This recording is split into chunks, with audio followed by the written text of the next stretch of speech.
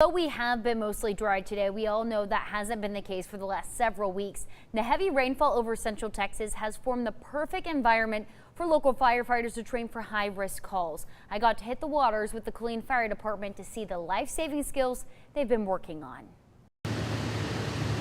At the base of the Lake Belton Dam, it's running its purpose, but also creating the right conditions. The Belton Dam is releasing 3,000 to 4,000 cubic feet per second of water, and that allows us to get in there and do some swiftwater training.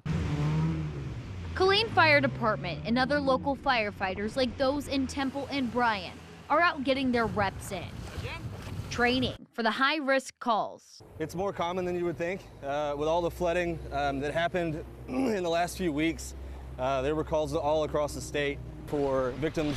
Hopping in their boats and creating scenarios where they practice rescuing people. Here we've got a midstream pickoff. A lot of things we're doing is practicing victim recovery. We also do crew recovery, so if somebody falls out of a boat and there's only one guy left in the boat, we can get them back in. They also work on navigating through hazards and the specific maneuvers needed to save lives.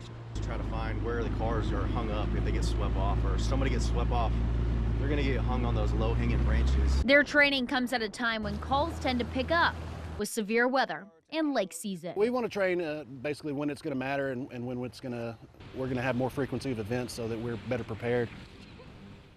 Well, being on the swiftwater team for Killeen Fire Department is voluntary, although once a firefighter elects to be on the team, they are required to have a certain amount of training time. So lots of good things happening to make sure our firefighters are prepared.